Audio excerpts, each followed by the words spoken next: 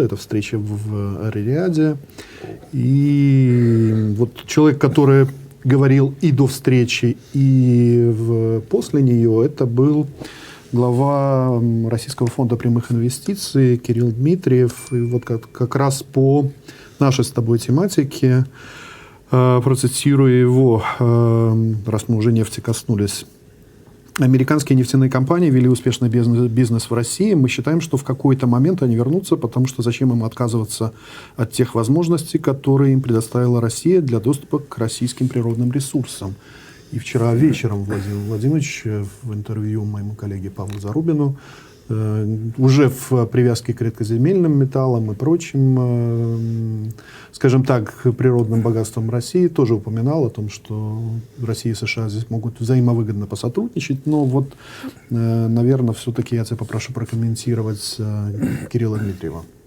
Ну, давайте по порядку, чтобы не говорить, что мы срываемся в политику. Можно говорить о встрече в Ар-Рияде как о политическом событии, но как-то у меня, наверное, искаженное зрение. Я наблюдал в одном зале собравшихся представителей Королевства Саудовской Аравии, лидера стран ОПЕК, представителей Российской Федерации, лидера плюсиков соглашения ОПЕК+, это 40 миллионов баррелей в сутки, и представителей Соединенных Штатов, 13,2 миллиона баррелей в сутки. То есть там собрался контрольный пакет по добыче мировой нефти. Я не знаю, про что они говорили, я просто на всякий случай вот статистику. Что касается мыслей, высказанных главой РФПИ, ну, может быть, у него такой взгляд. Не скрою, я пытаюсь, может быть, он и прав, но я пытаюсь поставить себя на место американцев. Американских компаний, которые действительно у нас в России немало работали, и денег зарабатывали, и денег потеряли. Тот же Дмитриев в своей оценке говорит о том, что порядка 10 миллиардов потери американских компаний из-за того, что были сорваны энергетические проекты. Вот я американская компания. Ну, допустим, ExxonMobil. Допустим, события 2015 года. На тот момент совместно с Роснефтью шла разведка в Карском море. Некто мистер Обама ввел санкции. ExxonMobil тут же написал письмо, потому что для того, чтобы выполнить свои обязательства по договору, буровую платформу притащили из Мексиканского залива. Такой вот. И как раз в этот момент, значит, заявка о том, что работать нельзя. Ну что, разворачиваться, тащить ее обратно. Обама сделал исключение за 2 месяца. Надо отдать должное ExxonMobil. Они привезли и своих бурильщиков, и работали мужики там американские в 3 смены. И открыли они замечательнейшее месторождение. За 2 месяца все это было сделано. Но в ответ на следующее письмо ExxonMobil Обама сообщил, что нет, больше никаких исключений не будет. В результате 2 миллиарда было просто потеряно вот на этом всем.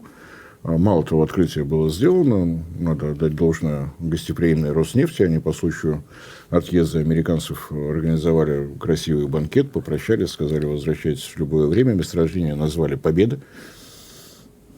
Оценка вот этого разведывательного бурения порядка 2 миллиардов баррелей нефти. Вот я ExxonMobil, я размышляю, да, выгодные проекты были. Я сейчас вернусь, если отношения политики выяснит. А следующий президент, вот.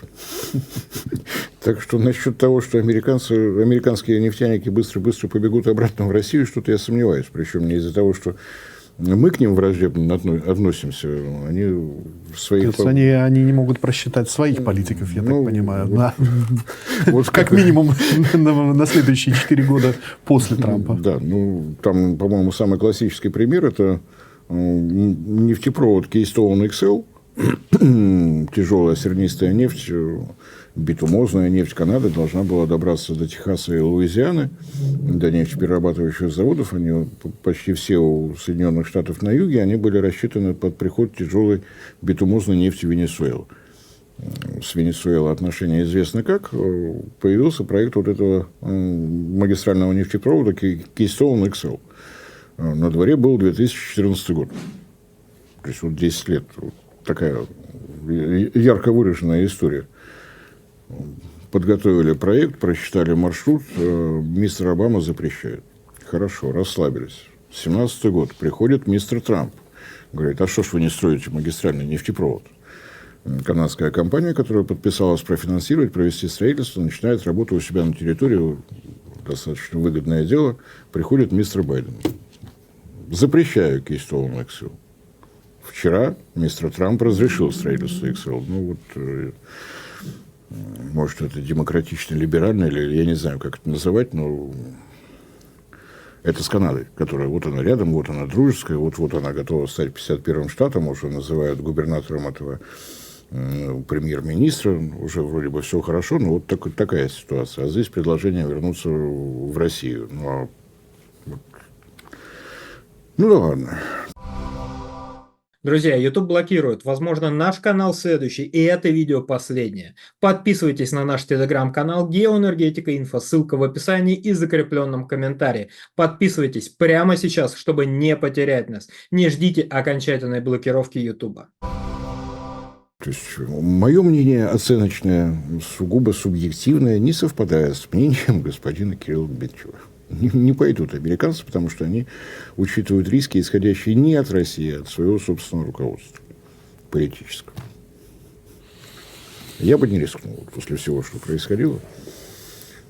Может, у них, конечно, другое мнение, но я считаю, что вот так вот. Я приду в Россию, а следующий президент снова запретит. А это что, опять собирать все оборудование и везти обратно? А прибыль-то где? В перевозках? Ну, это называется раз в 4 года мы что-то делаем. Мы строим, мы запускаем, мы уходим. Уходим, приходим. Слушай, цикличность такая тоже постоянная. Что касается добычи углеводородов, там цикличность должна иметь другую периодичность. Там, лет 15-20 нормальный нефтяной проект. А вот это каждые 4 года ветер поменялся. Там свадьба в Бариновке проходит за документальный фильм.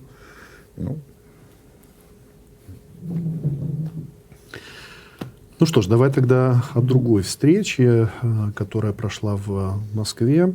В конце прошлой недели состоялась встреча министра энергетики России Сергея Цивилева с послом Азербайджана в Москве, в России, Рахманом Мустафаевым. Минэнерго, посол, какие вопросы обсуждались и что стало известно, и какие можно сделать прогнозы по итогам этой встречи? Я на всякий случай для зрителей, мы не касаемся политических отношений, трений между Россией и Азербайджаном. Речь шла о том, что было совсем недавно озвучено президентом России Владимиром Путиным о поставках российского газа в Иран. Разумеется, газопровод может пройти только через территорию Азербайджана. Вот об этом речь на переговорах и шла. Результаты неизвестны. Но, в принципе, они не должны были быть известны. Посол – это сотрудник МИДа. Решение надо принимать на уровне либо правительства, либо, как минимум, выходить на контракт с Сакаром, State Oil Company of Azerbaijan Republic. Звучит это по-прежнему все еще непривычно. Иран, занимающий второе место в табеле о рангах по запасам газа. Первая Россия, второй Иран. Тем не менее, газ нужен. Связано это с матушкой природой. Вот ей никакого дела до государственной границы, политических соображений никакого нет. На сухопутной части Ирана всего 2 подземных хранилища газа. Одно на границе с Туркменией, побольше. Там на двоих 5 миллиардов кубометров, но для 80 миллионов Ирана это совершенно несерьезно. Второе, поменьше, возле столицы, возле Тегерана, но его просто мало. Соответственно, газификация была проведена. Многие частные дома газифицированы, обеспечивают себя теплом за счет газа, а подземных хранилищ нет. Вот в декабре были морозы на севере Ирана. На крайнем севере Ирана звучит, конечно, роскошно. Это южнее нашего Южного Кавказа. Но для них это крайний север. То есть такие суровые условия, но безо всяких шуток. Там там горная местность. Все это напоминало коллапс, и школы не работали, ограничивали поставки электроэнергии и все что угодно еще. Потому что как можно обеспечить газом, если у тебя нет подземного хранилища? То есть ты не можешь реагировать на пиковый спрос. Только поступление газа с нескольких сторон. То, что Иран не может самостоятельно поставить с юга но трубы не расширяются в связи с отрицательными температурами. Надо пробовать поставить еще и с севера. Ну, тут такое встречное движение. То, что этот проект совершенно реален, и Владимир Владимирович озвучил, что начинать поставки попробуют с 2 миллиардов кубометров газа в год, это совершенно реальные вещи. Откатываемся в советские времена. Уже подписаны договора о поставках советского газа в Западную Европу, но мы чуточку не успеваем с разработкой месторождений в Западной Сибири. Соглашение с Ираном от Южного Парса до города Астара на государственной границе. Название не поменялось, слово «государственная граница» тоже не поменялось, только теперь это граница Ирана и Азербайджана, а не Ирана и Советского Союза. Магистральный газопровод был построен. Мы принимали этот газ в течение 2 лет, пока не наладились поставки из Сибири. Годовая мощность этого магистрального газопровода 10 миллиардов кубометров газа в год. Дальше, после исламской революции, отношения испортились. В Азербайджане тогда добыча газа еще не начиналась. Она морская, то есть у нас еще этих технологий не было.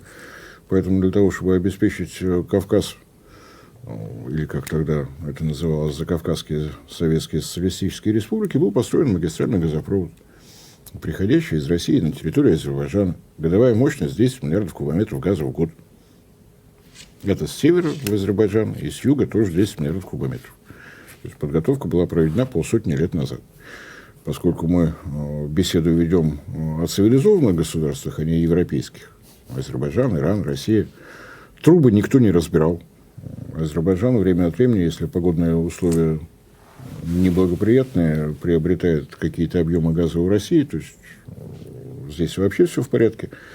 Все ли в порядке с иранской стороной, сказать сложно, но там точно не сдают трубы в металлолом. Это так не принято.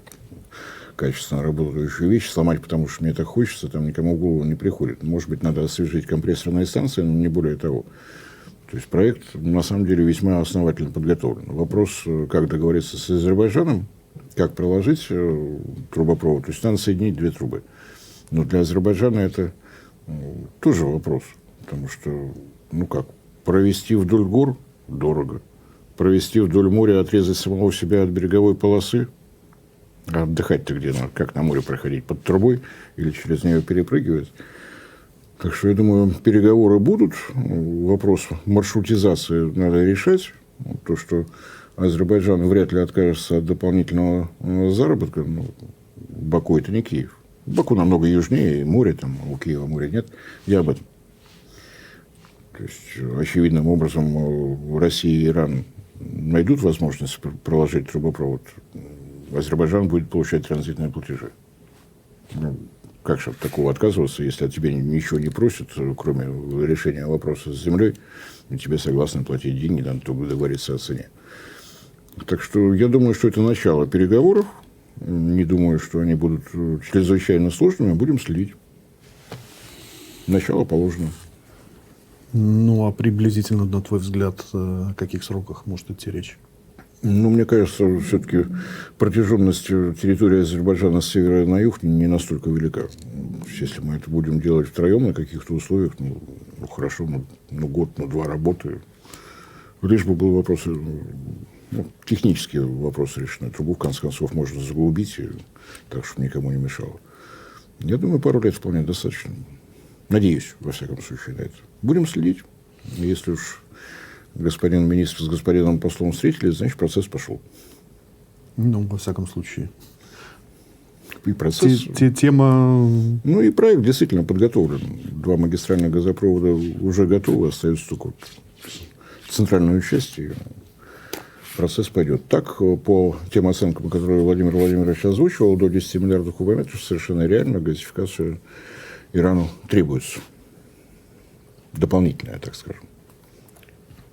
Ну что ж, продолжим южную тему и газовую тему.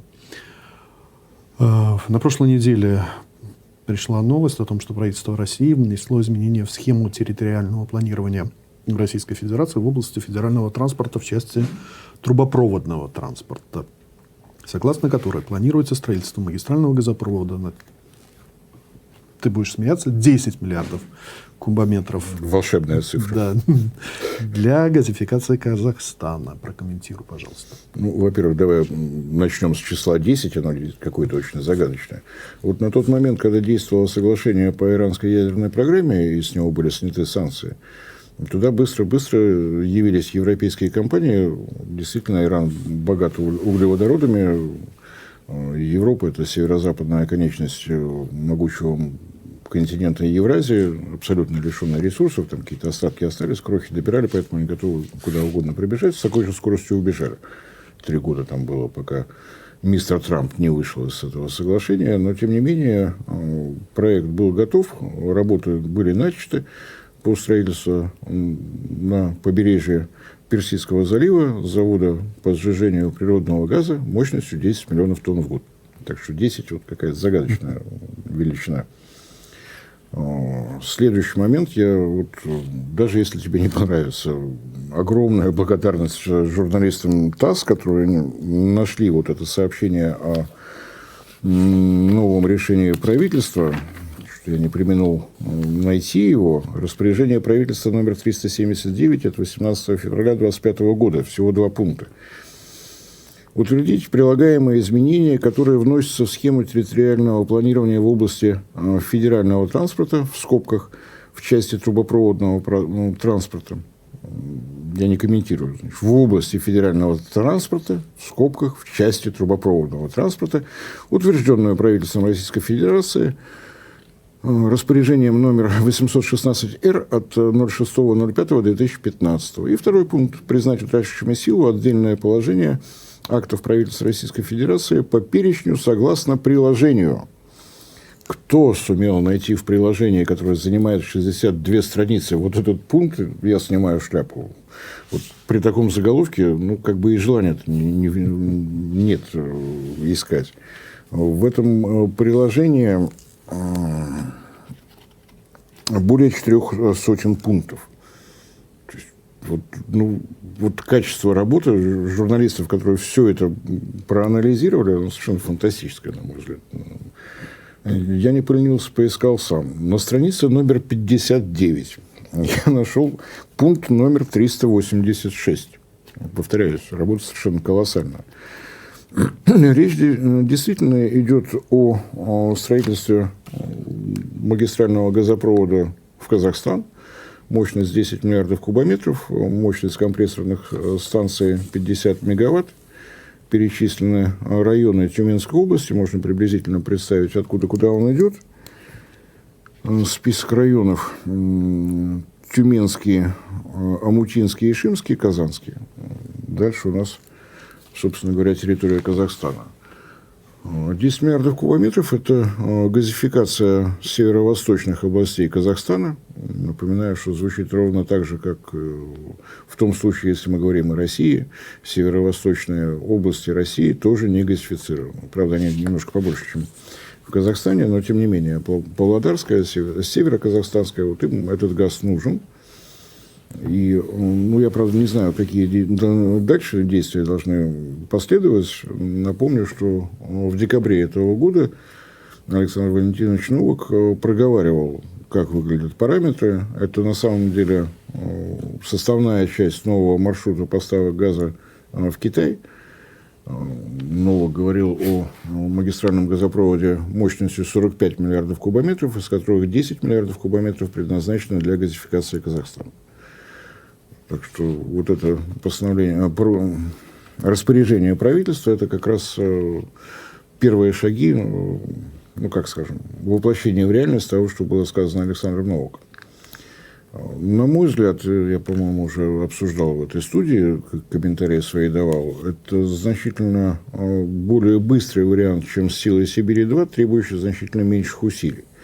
Если строить «Силу Сибири», это опять тысячи километров по тайге, по горным грядам, это опять риск попасть в сейсмические зоны и так далее, и так далее. То есть, если мы смотрим на «Силу Сибири», напомню, что договор был подписан в 2015 году, газ пошел в 2019. 4 года ушло только на строительство, не говоря о согласовании. В случае транзита через Казахстан газопроводы там уже имеются, соответственно, территория там вполне цивилизована. На этих газопроводах планово-предупредительные ремонты проходят, так что здесь все совершенно быстрее, дешевле. И еще один, на мой взгляд, в той ситуации, в которой Россия сейчас находится, немаловажный момент. Китай может продолжать думать.